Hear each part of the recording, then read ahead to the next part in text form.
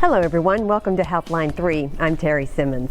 Today we're talking with Dr. Syed Mehmood of Willis Knighton Heart and Vascular Institute. We'll be talking about aorta and heart surgery, and we'll be taking your calls throughout the show. And as a reminder, please make sure you're in a quiet room with your TV turned down so we can hear your questions. And you'll get the number, it's right across the bottom of your screen the whole time, 318-219-4569. Be sure and call in and talk to the doctor directly with any of your questions. Thank you so much for being here. Terri, thank you so much for having me here. It's such a pleasure, and we really appreciate your taking time out to be with us. Let's start right now and just tell people a little bit about yourself. Sure. I've been in Shreveport for the last 7 years, working at Willis Knighton. I belong to a group of 4 cardiac surgeons. We all have our different specialities, and we try to bring different things to the table. I am a husband. I'm a father of 2 daughters and 1 on the way. 1 on the way. Congratulations. Thank you. All right. And how old are your 2 girls? They are 6, 3, and soon to be delivered in 2 weeks. In 2 weeks? 2 weeks. Oh, goodness. Okay. Well, we really do appreciate you being here with us. You have a lot going on. I was just buying the carrying the car seat right Just before. getting ready. Yeah. Yeah, the old one is kind of moldy, so. That's all new stuff for this 3rd one. For sure. All right. Well, thank you so much. What would you like to talk about first? I know we have a couple of topics, pulmonary embolism, and do you want to talk about that first? Okay. I kind of hinted at that before when we started. My father, flew and had a pulmonary embolism and died 4 days later. But that is a very common occurrence. So pulmonary embolisms, almost 200,000 people in the U.S. die from a pulmonary embolism every year. And we have made a lot of strides in treating this in the last 7 years. 7 years ago, before I came to northern Louisiana, there was nobody treating it. 6 years ago is when we started treating it, and now even in the Willis Knighton system, from me just doing it 5 years ago, we have 6 other gentlemen, physicians doing the same thing. That's just in the Willis Knighton system. Monroe has some, and Alexandria has some. So we have made a lot of strides, and there are many different things we can do. The easiest and straightforward thing that's still my workhorse is we can just park these catheters that go through your heart and go in your lungs, and they vibrate and dissolve the clot. And sometimes that doesn't work. So we have to go and I can actually have these bigger catheters, and I can suction out those clots too. So a lot of exciting technology. That's amazing. So is that what an embolism is? Is it a clot, or what is a pulmonary embolism actually? Oh, for sure. So pulmonary embolism is a clot that usually forms in your legs, but any part of your body. But for it to be clinically relevant or cause you issues, it's usually in the legs. It can happen if you were involved in a car wreck or you've been sitting around for a long time. So that's why when you're on long plane rides or car rides, you should always try to walk around and do some exercises. That's what they recommend. And if you're pregnant, that can cause you to have pulmonary embolisms too. If you have some kind of cancer or your birth control, all those things predispose you to having blood clots. And not everybody who has a blood clot, what we call deep venous thrombosis, gets a pulmonary embolism, but sometimes it does. What you have to watch for is swelling in your legs. If one leg is worse than the other, that is very troublesome, and you should go call your primary and see what they think. They'll do an ultrasound and tell you if they have a clot. There could be other things too, but the things that can really harm you is deep clots that can go to your lungs. The treatment in the old days used to be just anticoagulation, which means just blood thinners. If it's in your legs, as long as it doesn't go up into your belly, that's all you need to do is blood thinners. If it goes into your belly, then sometimes we go suction that clot out too, and especially it goes to your lungs. Again, some of them are small that it doesn't really cause you to have symptoms, but if it is causing you to have shortness of breath or your heart rate is going up, we recommend having some kind of invasive procedure. Okay. And are there any other symptoms besides leg swelling? And what are the symptoms if it does go into the belly? So if both legs are swollen, and it usually starts with one leg to the other leg, the second leg gets swollen later on, that means it's compressing is hindering the blood flow back, and that's what's causing swelling. Okay. But that's only for clot. For your pulmonary embolism, the symptoms are going to be can have a bloody cough, you can have shortness of breath, you can have chest pain, you can pass out from it, you can have hypoxia, which means low oxygen, and the most serious symptom is heart failure. The clot is so much it's not letting your heart pump, and it's causing it to back up, and when it backs up, it dilates out, and when it dilates out, it can start failing. But you can actually have a pulmonary embolism and catch it in time and have it treated. Doesn't necessarily it's going to happen really quickly. And no, so for you to have some people can have a massive one, we never know. But if you're having those symptoms, I would advise call your primary doctor or go to the emergency room, and we'll find out what's wrong. There's so many things in medicine you don't know what the symptoms are. The symptoms are just the body responding to whatever is going on. So it's just come to us and we'll figure it out and treat it if it needs treating. Yeah, don't be afraid to just call. Don't hesitate. Just call. I know some people worry sometimes, and we've had some of our viewers, I can hear them thinking, or I know our viewers well, they're thinking, oh, it's not that big of a deal, or I don't want to be a nuisance, or I don't want to be embarrassed if I'm calling my doctor. But you say, just call, right? It's just never call. A problem. That's why we're here. And one of the things that's gone from COVID, everybody can call into the teledocs. You don't even have to come in anymore. Yeah, that's true. It's been real convenient. Yeah. So is there any other symptom, like if you have it in your leg besides swelling? Is there any discoloration? No, but there's something, if you walk, you will get a catch right in your calf muscle. That can happen, and just pain and swelling. Those are the most common symptoms. If the clot is really bad, sometimes is what we call a blue leg. You can get that, or the other extreme is the clot is so bad it's not letting you get any blood, then the leg turns white, but swelling comes first always. Okay. And do we know why? Is it for obvious reasons, but like a pregnancy will cause that? Why is that? So 2 reasons for pregnancy. The number one reason would be is the uterus, or the baby, is compressing on the return. Is what we call the inferior vena cava. It's the blood return from your leg, so it's compressing it manually. That can cause it. That's why we always advise to sleep with your right side up. The other thing, the fact that you're having a baby releases a lot of hormones, and all those hormones can cause you to be hypercoagulable. That means you clot easier than normal.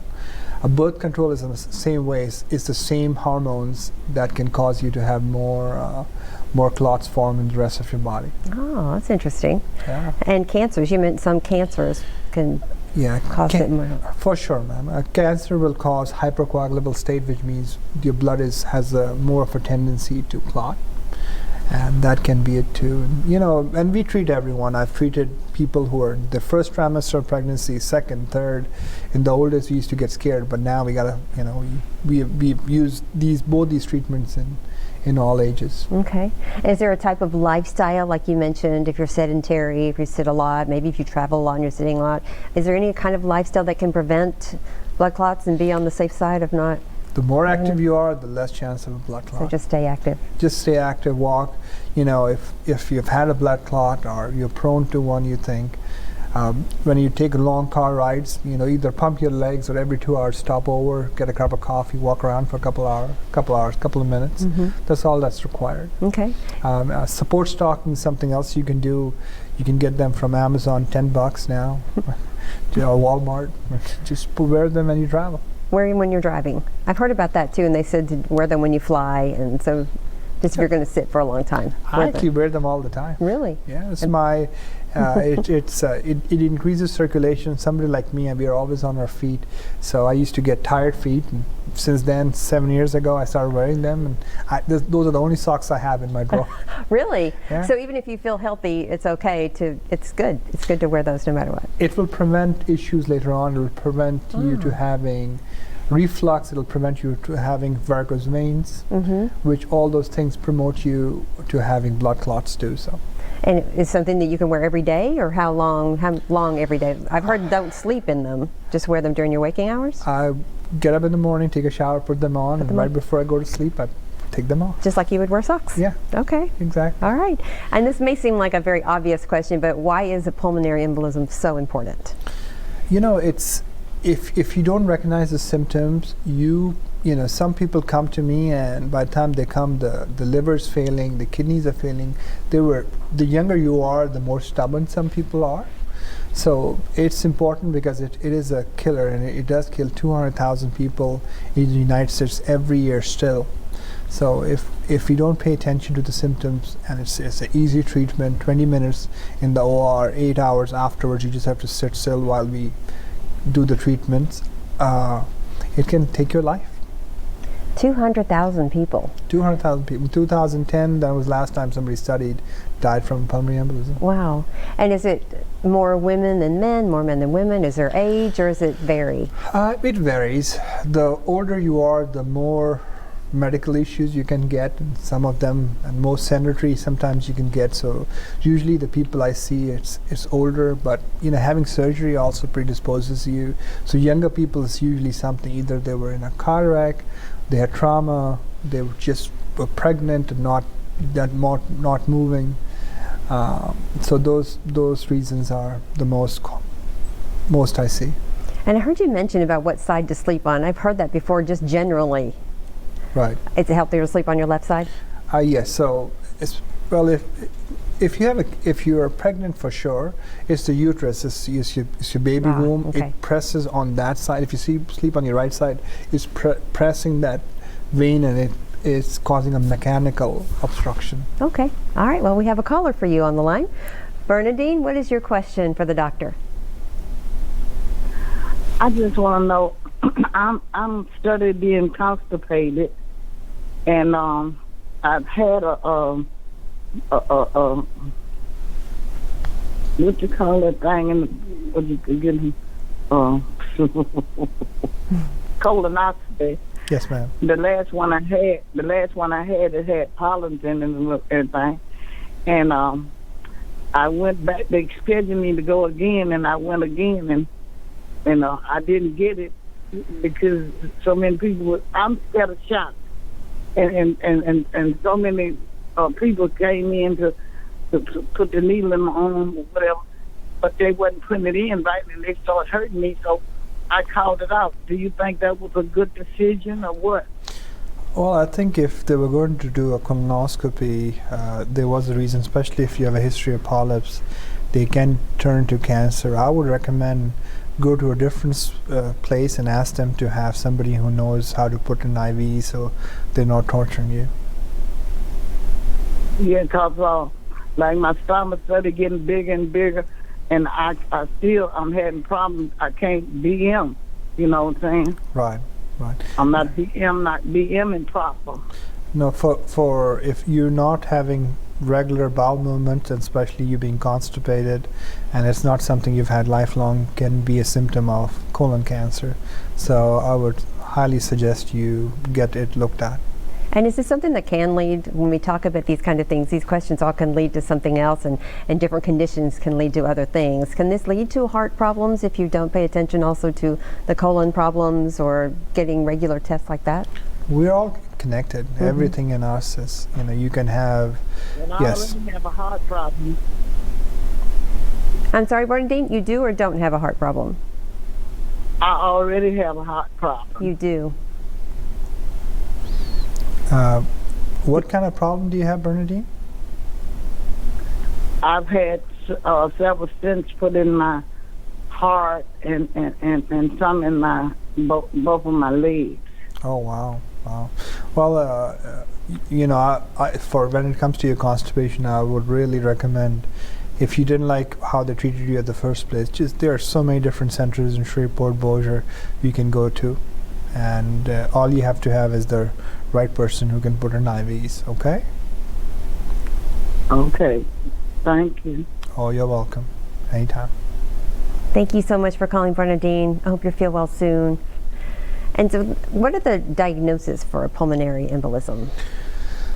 There are two mainstays of diagnosing it. The best way to do it is getting a CAT scan. You get a CAT scan, you put contrast in, and the contrast will tell you exactly where the clot is lying, and they'll tell me which treatment to use. So we usually use a CAT scan to see if it's bad enough that it needs treatment, and if it can be treated, and which treatment to use. The second modality is if you're too sick to undergo a CAT scan, we can just look at an ultrasound of your heart, and sometimes we can see the clot in there. Okay. All right. Well, I think we have a Michael on the line for you. Michael, what is your question for the doctor? My question is, they talk about colon screenings, which has been a lifesaver for me. I've had, every time they've done the exams, they've always found polyps and been able to remove them. But my main question is, those colon screenings are wonderful. How come they don't recommend, the medical profession doesn't recommend people in their 60s, in my age group, have carotid arteries scanned at least once a year, such as ultrasound in the carotid arteries? Because I've had serious carotid artery disease, and mine came from cigarette smoking, which I don't smoke no more. But I was just curious about that. So they actually do recommend a carotid scan at the age of 55 if you're a smoker. And we do catch it, and especially if you have had symptoms or had it treated in the past, they will usually study it every few years, or especially quicker if you have symptoms. So, we try, sir. It's everybody's made differently. Some people have it, some people don't, but there is recommendation for you getting an ultrasound at the age of 55. Did that answer your question, Michael? Okay, well that does it to me, and I thank y'all for your time. Thank you for calling. And so, doctor, what if they get treated for their embolism and it doesn't work? So I can actually go suction it out. That's one option. And sometimes it's chronic, which means it's been there for 3 or 4 months and it sets like concrete. And then we can there are 2 things you can do. One is surgery for it, and there are only 2 or 3 centers in the United States who do it, and we don't do it here. But Northwestern, San Diego, and Columbia, New York. The other option for that is we can actually go balloon it, which we do it all the time over here. So. Okay. And where do you see this field going? It's been an exciting 6 years from only having blood thinners to these new technologies. 6 years ago, 1. 5 years ago, 2. Now there are 4 others in there. So it's an exciting time, and I'm hoping us catching it sooner will lead us to less problems and less chronic disease, having just giving everybody a better quality of life and less complications. And like you said, you're very personal and emotional reason for doing that. Yeah, for sure. I my father died from it, and it's the reason I went into it. It's always been my passion. Yes.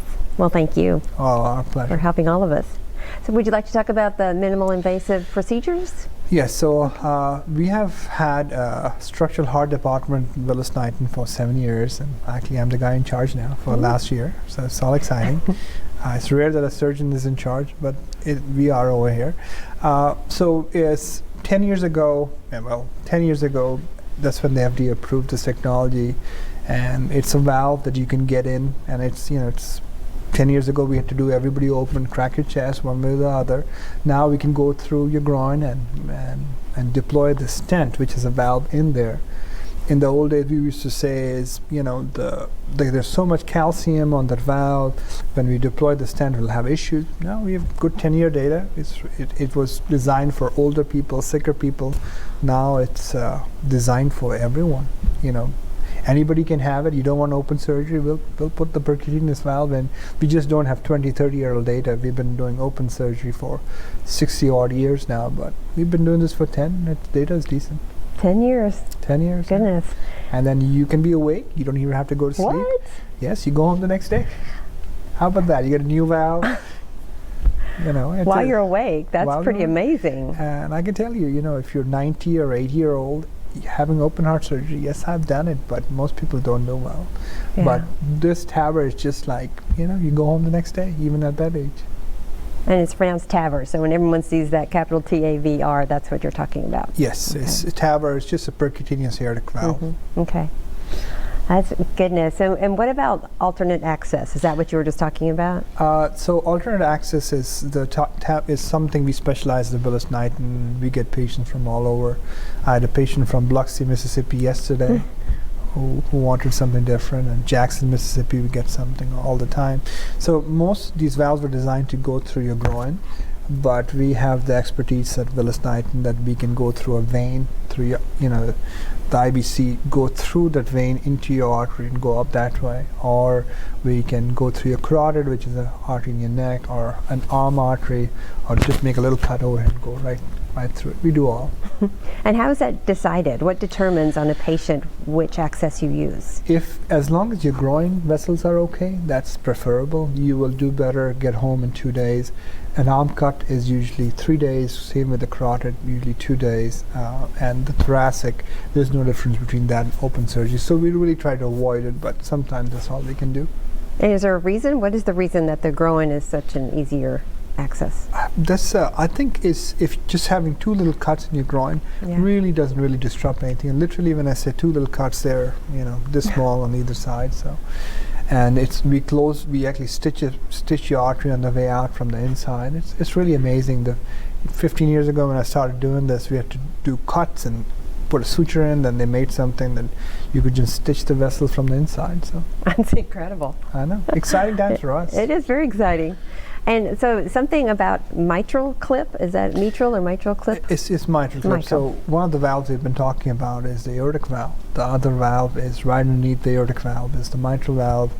And if there are usually around 1.1 million people who have aortic valve disease that have maybe 120,000 have some kind of surgery or TAVR done. Mitral valve, there are almost 4 million people in the United States that have some kind of mitral pathology. It's still our holy grail. There are some surgeons who are very facile at operating, like we are at Willis Knighton.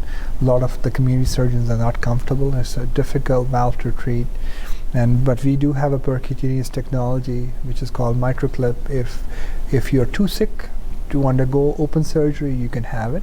That's how TAVR, or the percutaneous aortic valve, used to be 10 years ago, before we opened it up for everyone. But right now the MitraClip technology is there, and we use it. And we do around 20, 30 a year at Willis Knighton. Mm-hmm. And so for 10 years you've been doing this and gathered a lot of data on how it's growing so fastly. Where do you see this going? Do you see unlimited? MitraClip is, TAVR is a much better technology than MitraClip, but the reason we do MitraClip is it's still an evolution, but there are 20 devices coming out being studied right now. We don't know, once we go through data, we don't know what's going to succeed, what's not going to succeed. In a few years we'll have a better answer. Mm-hmm. But right now all we have that's approved by the FDA is MitraClip, and that's what we use it. Mm-hmm. And for some people really, really helps. So what kind of changes have you seen during the pandemic with COVID? What overall have you watched happen in your field with all of this? Oh, for sure. When COVID first hit, nobody knew about it.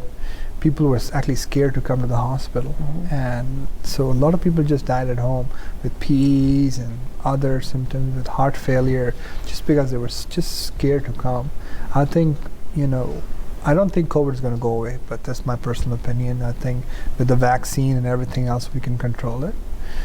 So it's time, if you're not feeling well, no matter what it is, come see your physicians. If you don't want to see them in person, you have telehealth that's open everywhere now. Or come to our ERs or urgent cares. We will take care of you. Mm-hmm. And don't be afraid to come in. Call. Call, come in. That's what we're there for. Right. And so it's always good advice too. What do you suggest if someone comes to see you for the first time? What kind of information can they bring you? A list of questions, a list of maybe a diary on when their symptoms have hit? What can they do to make it go smoother and have the information you might ask? It's for us, we are, as a surgeon, as a cardiothoracic surgeon, it's such a small field. As long as you come and just tell, just like me, you having a chat, just tell me what you're feeling. You're most welcome to have symptoms, but maybe out of 90 people I see 2 people actually write anything down. Most of us don't want to know, don't want to tell, don't want to advertise or even acknowledge you have symptoms, but just be honest with yourself. And usually for most husbands, it's the wives who tell us the real truth. The guy just denying everything, and the missus is saying yes, no. You can see, I always look at them, she's saying no, he's lying. But that's just men. So Right. So you're happy when you see the couple comes in. It's not just the guy by himself. When the wife is there, you know you're probably going to get some straight answers. oh, for sure. Yeah. He can't lie in front of her. He can't lie in front of her. Why are you here? I don't know. He'll have to pay for it later. He Yeah. doesn't tell you the truth. For sure. All right. Well, you also have something very exciting to tell us about the aortic center, right? Yes, ma'am. We are starting a new aortic center. These are complicated questions. So ascending, which is right above your heart, we've been doing it, I don't know, 30, 40 years in Shreveport. But as you go above into the arch and descending, that's still evolving in my practice. I've been practicing this for 14 years. New technology has made it easier. New techniques have made it so much easier. And we're trying to make an aortic center. That's my next dream, and that's what we'll be working on in the next few years. At least I will be personally. We have done 3 or 4 cases in the last year alone. Before that, we used to send these people to either Bill in Dallas or Houston. Now we have the technology and the expertise to start doing it over here. That's incredible. And so aortic, not just heart. What is the difference? Why is it called the aortic center? Because of what you described with the ascending and descending? And Yeah, so the heart is, the organ that pumps blood. Aorta is the pipe that takes the blood to the rest of your body. It's just, we have the structural heart, which is focused over here, minimally invasive. And the aortic center it's the same thing. We're trying to do really complex lesions with the least amount of cutting, more endovascular, which is going again from your groin and deploying grafts. And as the expertise and as physicians, we get more facile with these technologies. They're evolving so quickly nowadays. You just have to keep up on it. So just imagine everybody's iPhone right now. 10 years ago or 11 years ago when it came out, nobody did. Now everybody's on their phone. yeah. That's a computer in your pocket. Wow. And so your surgery is just like that. There's just a new advancement all the time. There's something new to learn and bring home. Yes. Yeah. And how do you go about that? When someone, you have such vast experience on your own, how do you keep learning? Is there a certain place that you go? I'm sure you're fed the information from everywhere that you've learned from. It's yes. So we have a society. It's called the Society of Thoracic Surgeons. They have a yearly meeting. The last 2 years has been online, but before that, I love to go and see and talk to my friends. For us, I have a community of 3 or 4 physicians who are expert in different parts. I communicate with them. There are articles that are written, and then sometimes a device comes, we go get trained on it. And do you have a personal circle of doctors where you compare Yes. different situations in different cases? Oh, for sure. Yeah. My partners are great. I talk to them, and then I have friends. This is all I do. Unfortunately, I'm a very boring person. We only have physicians as friends, and my physician friends are mostly thoracic surgeons. Well, I don't think that's boring at all. It's probably quite interesting conversations there. Only patient care, so and vacation planning. That's about it. Vacation planning. Well, that's good. You definitely deserve those vacations. And I would want a surgeon to operate on me who loves his vacations and knows how valuable that is. And obviously, your family life is very important to you too. Oh, for everyone. Yeah. It's for us surgeons. As long as I'm in town, I never say no. The only real time I have with my kids is when I take them somewhere, and it's just us and them. So. Yeah, that's beautiful. So, what quickly would you like to leave our viewers with today about this? Any symptoms, as COVID is going to stay, just come to us, call us, come to our urgent cares, come to our ERs, go to your family physician. We will take care of you. Okay, just don't be afraid to come in and see what's going on so you can help them. All right? Thank you for your time, Very Terri. good. Oh, we really enjoy you being here. Really, thank you so much. And the aortic center, anything else about pulmonary embolism or anything else, minimal invasive surgery you'd like to leave us with? And I think I've talked enough. So. Well, we certainly appreciated it. Thank you so much for all of the information and everything that Willis Knighton does. Your partners, the whole organization, and the biggest thing for all our viewers that I know they appreciate, I hear it all the time. I'm sure I'll get many calls after I see you. They always want to call when we're done about bringing all of this here to our community. We no longer have to go far away or drive anywhere, Dallas, Houston, or anywhere else to get this service. So thank you for everything you do. Oh, for sure. Just call Willis Knighton Cardiovascular Institute, and they will get in touch with me. All right. Thank you so much once Thank you. again, and enjoy your family. And good luck with this new baby. Do you know if it's a boy or a girl? It's a girl. It's a girl, 3 girls. All right. Thank you very much for Dr. Mehmood. We really appreciate it. And everyone else, thank you else for joining us. We'll see you next time on Healthline 3.